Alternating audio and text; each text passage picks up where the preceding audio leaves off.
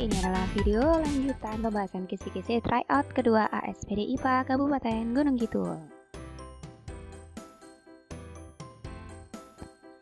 Nomor 21 disajikan gambar sel. Peserta didik dapat menunjukkan bagian dan fungsi organel tertentu. Baik, ini bisa gambar sel hewan maupun sel tumbuhan. Coba kita ingat-ingat lagi materi sel tumbuhan. Di dalamnya ada organel-organel sel seperti nukleus yang fungsinya untuk mengatur aktivitas sel tersebut. Kemudian di dalam nukleusnya ada anak inti atau nukleolus. Di sekitar nukleus ada retikulum endoplasma yang ditempeli ribosom yang ada bintil-bintilnya disebut dengan retikulum endoplasma kasar atau RE kasar. Sedangkan yang tidak ada ribosomnya disebut RE halus. RE ini berfungsi untuk transportasi sel, dan kalau RE kasar ini juga untuk sebagai tempat menampung protein yang dihasilkan oleh ribosom.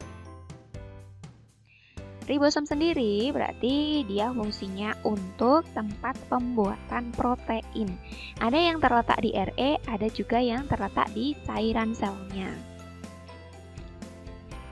Kemudian masih ada lekukan-lekukan seperti RE, ini namanya badan Golgi.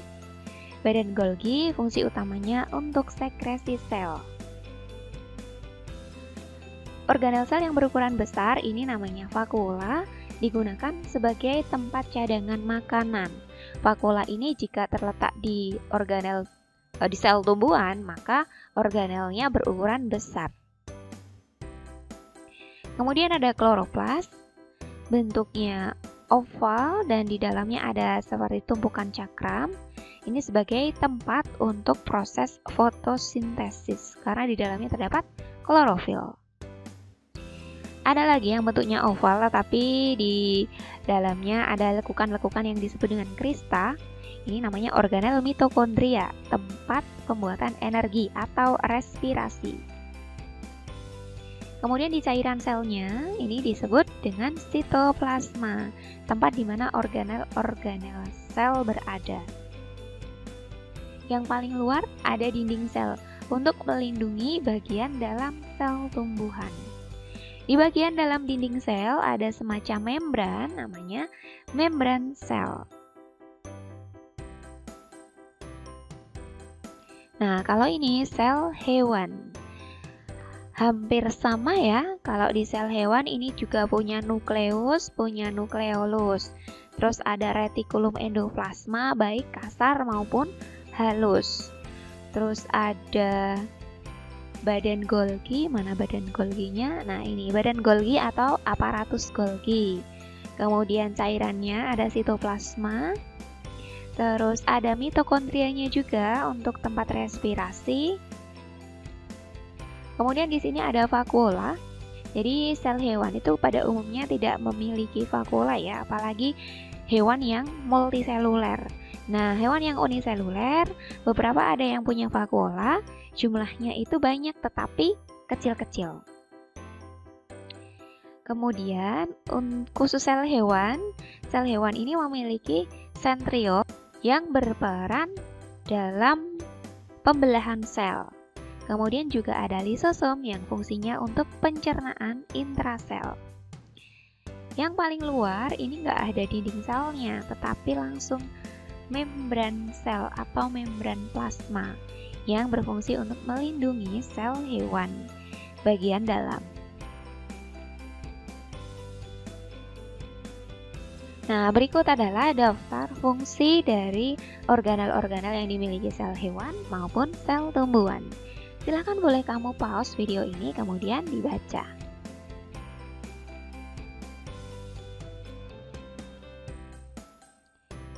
Paham ya? Dan ingat ini materi kelas 7. Contoh soalnya, perhatikan gambar berikut. Nah, ini gambar sel tumbuhan karena di sini kan ada dinding selnya dan vakulanya besar. Jadi ini sel tumbuhan. Pertanyaannya, mitokondria ditunjukkan oleh nomor berapa dan berfungsi untuk Mitokondria, cari yang bentuknya oval, terus di dalamnya ada lekukan-lekukan, berarti yang nomor 5. Jadi yang nomor 1 ini badan Golgi atau aparatus Golgi, nomor 2 kloroplas, 3 vakuola, 4 yang ditunjuk adalah membran sel. Nah, jadi mitokondrianya yang nomor 5. Fungsinya untuk tempat pembuatan energi. D. Indikator soal nomor 22, disajikan gambar skema hasil percobaan pernafasan, peserta didik dapat menghitung udara pernapasan. Nah, berikut adalah grafik udara pernafasan yang dilakukan oleh manusia. Di sini ada beberapa macam jenis udara pernafasan, yaitu volume tidal sebanyak 500 cc atau 500 ml. Volume tidal itu udara yang keluar masuk ke paru-paru manusia ketika dia bernafas secara normal. Nah, di sini volumenya sebesar 500 ml atau 500 cc. Kemudian kalau manusia itu inspirasi atau menarik nafas normal, kemudian diteruskan lagi masih dapat inspirasi lagi, kita sebut udara yang masuk tersebut dinamakan volume cadangan inspirasi atau udara komplementer. Nah, grafiknya di sini ini. Volumenya sebesar 1500 ml. Kemudian setelah menghembuskan nafas secara normal, masih bisa lagi menghembuskan nafas sekuat-kuatnya. Ini dinamakan volume cadangan ekspirasi atau udara suplementer. Volumenya sebesar 1500 ml. Nah, ketika kamu sudah mengembuskan nafas sekuat-kuatnya, ternyata di paru-paru masih ada volume udara yang tertinggal. Kita sebut dengan volume sisa atau udara residu. Volumenya sebesar 1000 ml. Itu tadi jenis-jenis udara pernafasan.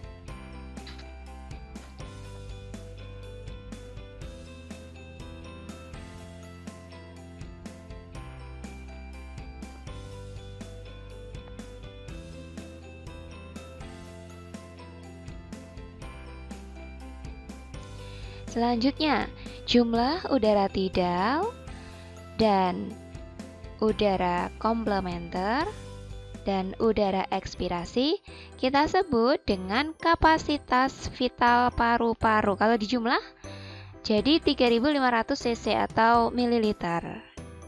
Nah, kalau kapasitas vital ini ditambah dengan udara sisa atau udara residu, maka volumenya menjadi 4500 cc. Ini kita sebut dengan volume total paru-paru.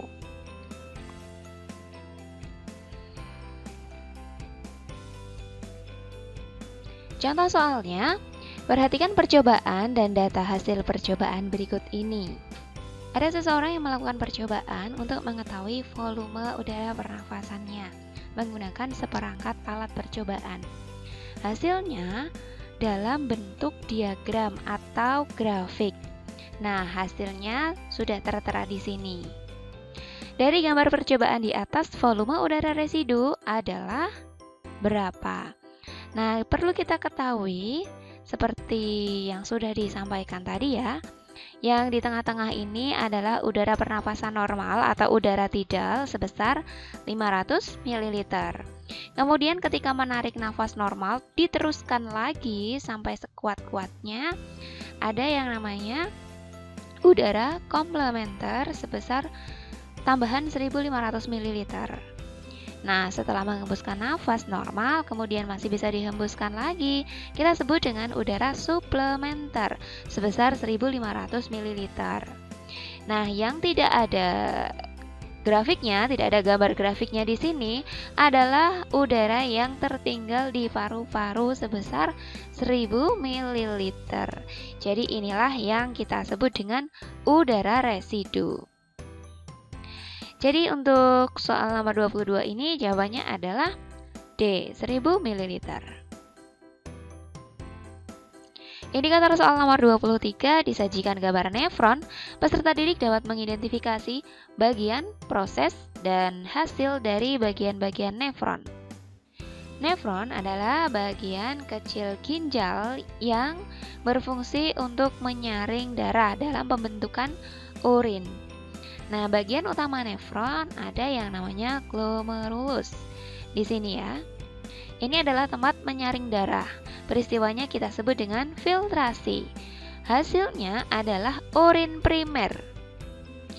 Jadi darah disaring menjadi urin primer yang di dalamnya masih mengandung H2O, garam, ion, urea, glukosa, asam amino, serta ada juga obat-obatan. Urin primer ini kemudian disetorkan ke bagian yang namanya tubulus proksimal. Nah, ini di sini. Pada bagian ini tugasnya menyerap kembali zat-zat yang masih berguna untuk tubuh. Peristiwanya kita sebut dengan reabsorpsi. Jadi, dari peristiwa filtrasi tadi kan masih ada glukosa dan amino. Nah, glukosa sama amino ini masih bisa dimanfaatkan oleh tubuh sehingga harus diserap kembali ke dalam tubuh. Hasilnya adalah urin sekunder yang mengandung H2O, garam, ion hidrogen, urea, obat-obatan, dan amonia. Urin sekunder hasil dari peristiwa reabsorpsi akan diolah di bagian tubulus distal.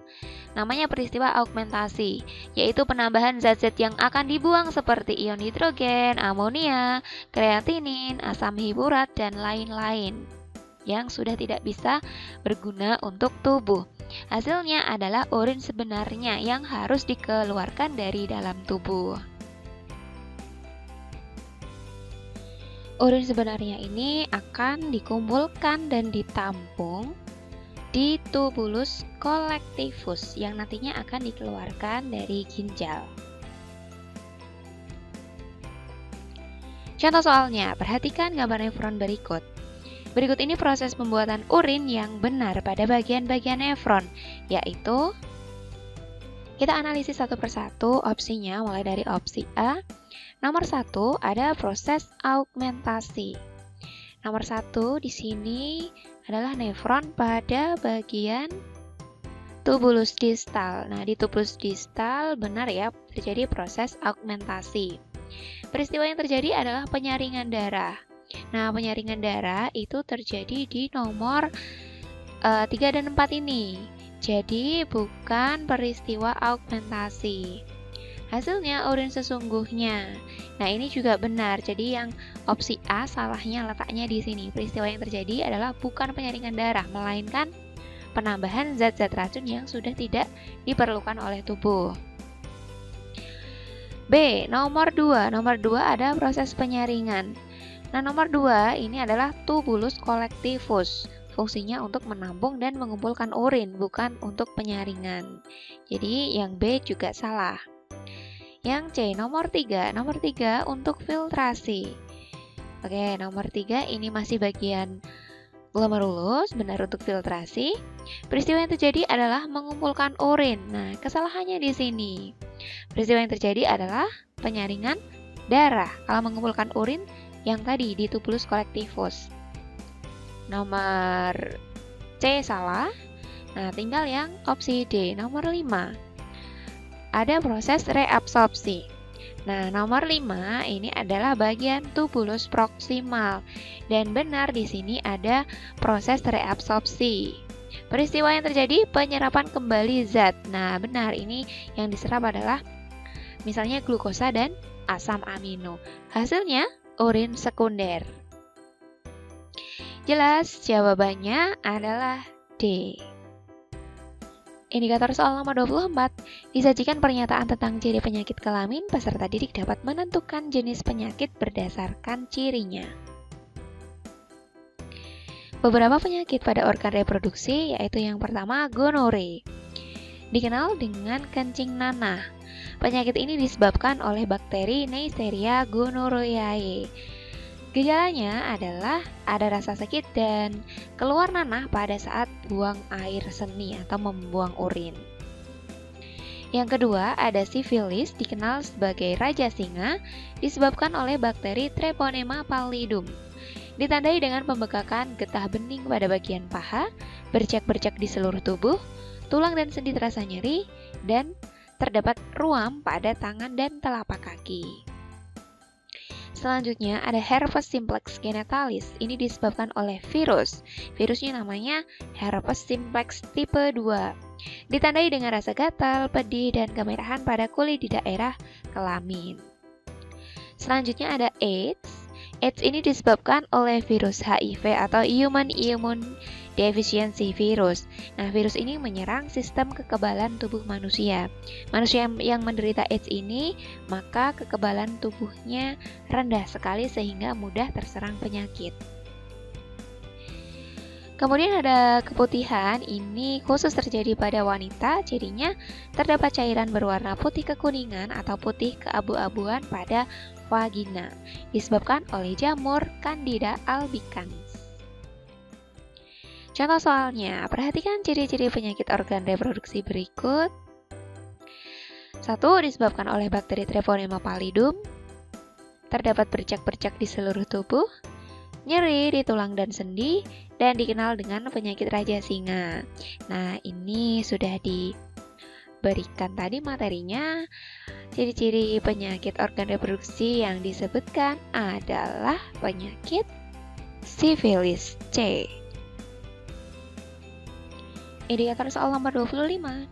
Disajikan data nama tulang, peserta didik dapat menentukan tulang-tulang penyusun bagian tubuh tertentu. Nah, di sini ada tulang tengkorak. Ada macam-macam, banyak nih tulang yang menyusun rangka tengkorak. Silahkan dibaca.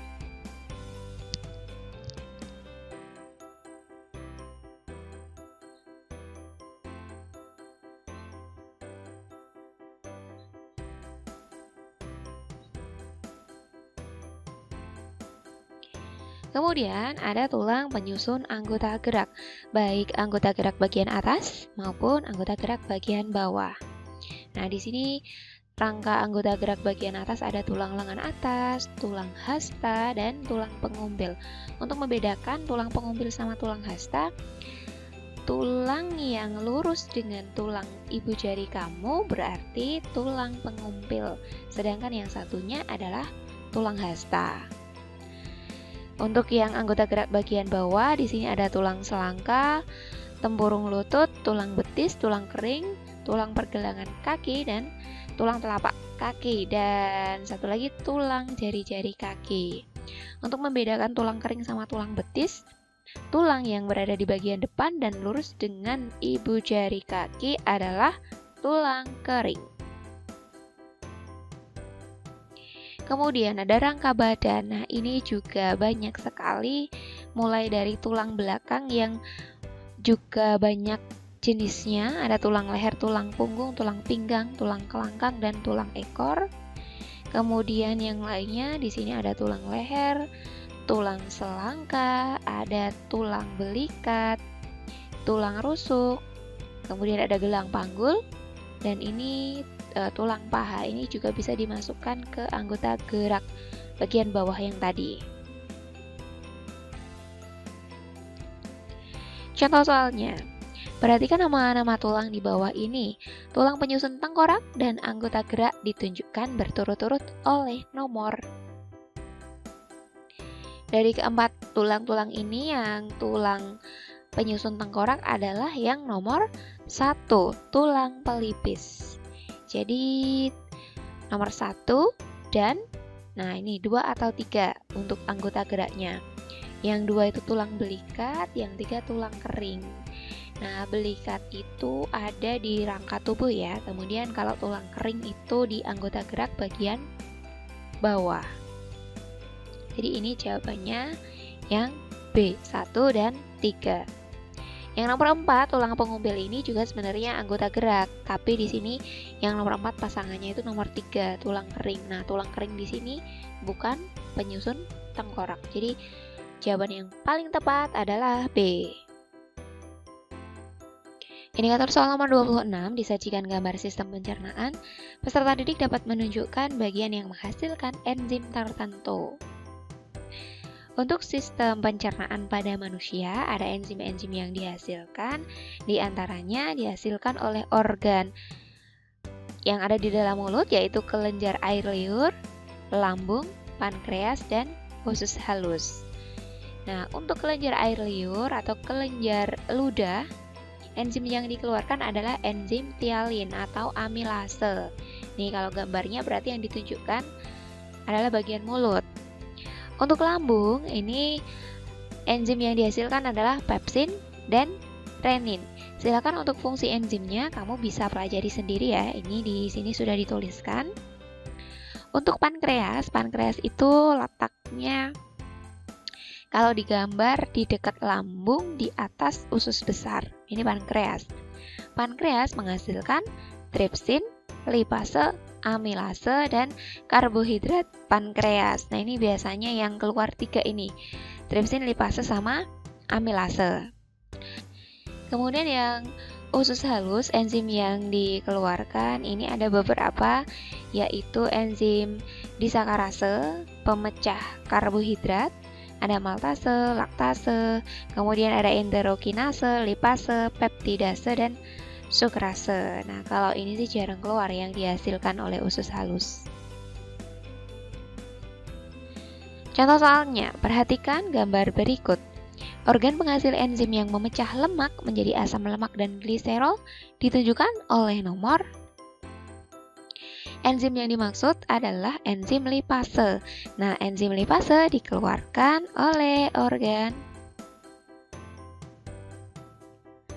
Yang nomor 1 ini kelenjar ludah, karena yang ditunjukkan adalah bagian mulut. Lipase bukan dihasilkan oleh kelenjar ludah ya. Kemudian nomor 2 ini gambar lambung. Nah, lambung itu hasilnya adalah pepsin dan renin, bukan lipase. Nomor 3 ada pankreas. Nah, inilah bagian tubuh yang menghasilkan enzim lipase, yaitu pankreas. Kalau yang nomor 4 ini usus halus. Jawabannya untuk nomor 26 adalah C.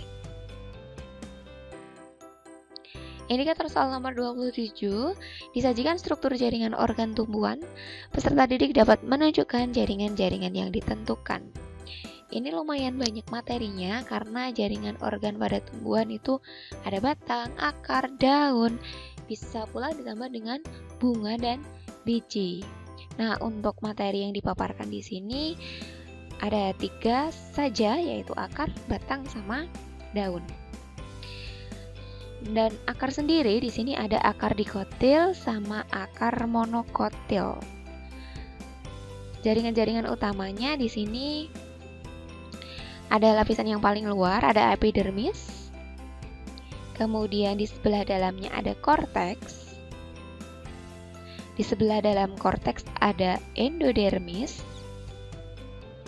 Di dalam endodermis ada jaringan pembuluh angkut, baik xilem maupun floem. Nah, khusus untuk akar dikotil, di dalam endodermis ini juga ada kambium. Jadi di sela-sela xilem sama floem ada kambium yang fungsinya untuk menambah besar akar. Nah, kalau yang monokotil itu nggak ada kambiumnya.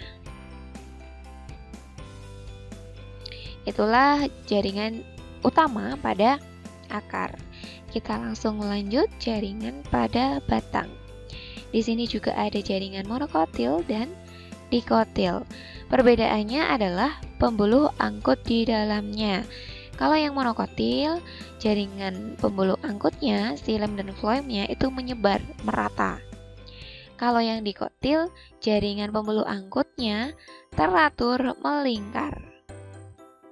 Satu lagi perbedaannya, kalau monokatil itu nggak punya kambium, dikotil punya kambium. Jadi kambium ini yang memisahkan antara xilem sama floem. Nah, di sini berkas yang membentuk lingkaran ini kambium. Di dalam kambium ada pembuluh angkut xilem, sedangkan di luarnya ada floem. Di sebelah luar, yang paling luar, sama seperti tadi, ada jaringan epidermis yang fungsinya untuk melindungi bagian di dalamnya. Selanjutnya jaringan daun. Pada daun dimulai dari atas, di sini ada epidermis atas. Nah, epidermis ini bisa dimodifikasi menjadi kutikula. Jadi kutikula ini seperti lapisan lilin yang ada di atas daun. Di bawahnya epidermis ada jaringan yang bentuknya seperti pagar, namanya parenkim palisade atau jaringan pagar atau jaringan tiang. Di sebelah bawahnya lagi ada parenkim spons yang bentuknya itu nggak teratur, letaknya juga tidak teratur. Paling bawah ada epidermis bawah. Nah, di sela-sela epidermis bawah ada lubang tempat keluar masuknya udara, yaitu kita sebut dengan stoma. Pembuluh angkutnya letaknya ada di parenkim spons tadi. Nah, di sini ini ada xilem sama floem. Biasanya yang bawah floem, yang atas xilem. Contoh soalnya, perhatikan gambar jaringan batang dikotil berikut. Jaringan yang berperan untuk bertambah besarnya batang ditunjukkan oleh nomor. Batang bisa bertambah besar karena adanya kambium. Nah, kambium itu adanya di nomor 3. Nomor 1 merupakan epidermis, yang kedua itu floem, ketiga kambium tadi, 4 xilem. 27 jawabannya C. 28 disajikan gambar skema fotosintesis. Peserta didik dapat menjelaskan tujuan dari langkah perlakuan yang ditunjuk. Ada percobaan Ingenhousz. Perangkatnya ditata seperti ini dengan bantuan tumbuhan hidrilla. Kesimpulan dari percobaan ini adalah fotosintesis menghasilkan oksigen. Pada percobaan ada beberapa variabel, yaitu ada yang diletakkan di tempat teduh, ada yang diletakkan di bawah sinar matahari atau di tempat yang terkena sinar matahari. Tujuannya adalah untuk membuktikan bahwa kalau ada sinar matahari maka proses fotosintesisnya semakin cepat. Kemudian ada penambahan variabel yang lain. Satunya itu tidak ditambahkan NaHCO3, satunya ditambahkan NaHCO3. Nah, NaHCO3 ini atau natrium bikarbonat ini fungsinya sebagai donor karbon dioksida. Karbon dioksida seperti yang kamu tahu adalah bahan dari proses fotosintesis. Makanya kalau bahannya banyak, tentunya hasilnya juga banyak. Nah, yang ditambahi NaHCO3, maka gelembung udara yang dihasilkan di sini itu juga semakin banyak. Percobaan kedua adalah percobaan Sachs. Ada 4 langkah utama. Yang pertama, sebagian daun ditutup menggunakan aluminium foil. Tujuannya adalah untuk menghalangi cahaya mengenai daun. Jadi yang ditutup dengan aluminium foil tidak terkena cahaya. Yang kedua, daun direbus dalam air untuk mematikan sel tumbuhan. Yang ketiga, daun dipanaskan dalam alkohol. Fungsinya untuk melarutkan klorofil. Terakhir, daun tersebut ditetesi oleh lugol atau iodium yang bertujuan untuk membuktikan ada tidaknya amilum. Jadi yang ditutup aluminium foil tadi sama yang tidak ditutup, manakah yang ada amilumnya?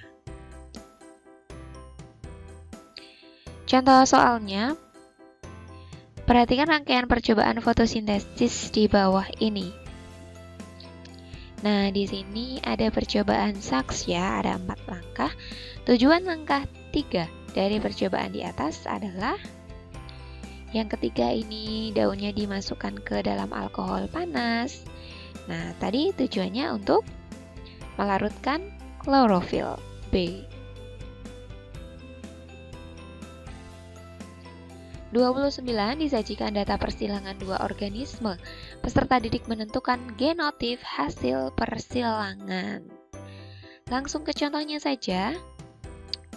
Dewa menyilangkan jagung bertongkol besar berbulir putih dengan jagung bertongkol kecil berbulir kuning. Persilangan tersebut menghasilkan jagung bertongkol besar berbulir kuning. Dewa sangat gembira karena jagung yang dihasilkan merupakan sifat unggul yang laku di pasaran. Nah, di sini ada diagram persilangan yang dilakukan oleh Dewa. Jadi, jagung yang besar bulir putih, genotipnya ada Baba Kiki, sedangkan yang satunya jagung bertongkol kecil bulir kuning, genotipnya Bibi Kakak. Kita lihat di sini berarti yang besar ini merupakan sifat dominan, sedangkan yang bulir putih ini sifat resesif yang dikalahkan. Sedangkan jagung bertongkol kecil Bibi ini sifat resesif. Sifat dominannya adalah bulir kuning, jadi kuning mengalahkan putih. Gametnya yang pertama ada baki, dan yang organisme kedua gametnya adalah bika. Disilangkan menjadi babi kaki 100%. Ternyata sifatnya adalah unggul. Namun genotip di sini heterozigot. Untuk menghasilkan keturunan yang bersifat unggul dengan presentasi besar, harus menyilangkan F1 babi kaki dengan tanaman jagung yang bergenotip. Jadi sifat yang unggul ini kebetulan sifat yang dominan. Nah, babi kaki harus disilangkan dengan yang mana agar hasilnya itu banyak yang sifatnya unggul. Kalau misalnya yang A, nah ini karena resesif semua berarti nanti presentasenya kebanyakan yang tidak unggul. Kemudian bibi kaki, nah ini bibinya juga masih resesif semua. Yang C ini babi kaki, ada yang dominan. Namun kalau gamet yang resesif misalnya baki, gamet baki ketemu dengan biki, wah nanti akan muncul sifat yang tidak unggul. D, baba kakak, nah ini dominan semua dan kebetulan adalah sifat unggulnya juga. Jadi gametnya nanti baka. Nah, baka ketemu baka berarti unggul dominan. Nah, kalau bakanya ketemu biki, nah ini masih bisa bersifat unggul yang heterozigot. Jadi yang paling bagus disilangkan adalah yang D, baba kakak. Jadi di sini genotipnya unggul semua, dominan semua.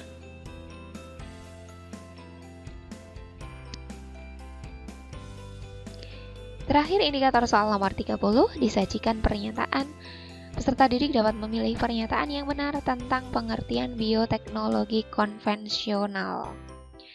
Bioteknologi konvensional punya karakteristik sebagai berikut. Menggunakan bantuan mikroorganisme. Ini bisa pakai jamur atau bisa pakai bakteri. Menggunakan teknologi sederhana. Teknologinya hanya bahan yang akan diproduksi, kemudian cuma ditambahi mikroorganisme. Sudah selesai, itu saja. Biaya relatif murah. Nah, karena tidak perlu penelitian, tidak perlu alat yang canggih, kemudian dimanfaatkan untuk memenuhi kebutuhan pangan. Nah, pada zaman dahulu bioteknologi konvensional ini tujuan utamanya adalah untuk memperbaiki kebutuhan pangan. Terakhir, dilakukan secara turun-menurun dan tradisional. Jadi hanya diberikan turun-menurun saja, tidak perlu pelatihan yang membutuhkan dana besar dan pengetahuan yang tinggi. Contoh soalnya, perhatikan pernyataan di bawah ini. Bioteknologi secara konvensional ditunjukkan oleh nomor 1 menggunakan alat yang canggih dan modern. Ini ciri bioteknologi modern, jadi bukan. Kedua, menggunakan bantuan mikroorganisme seperti jamur. Iya, betul.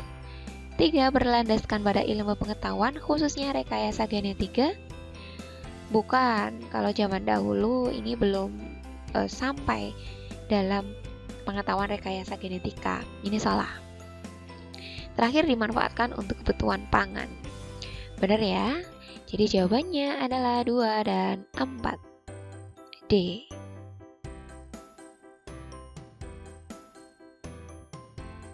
Selesai pembahasan kisi-kisi untuk tryout ASPD IPA Kabupaten Gunung Kidul. Selamat belajar. Wassalamualaikum warahmatullahi wabarakatuh.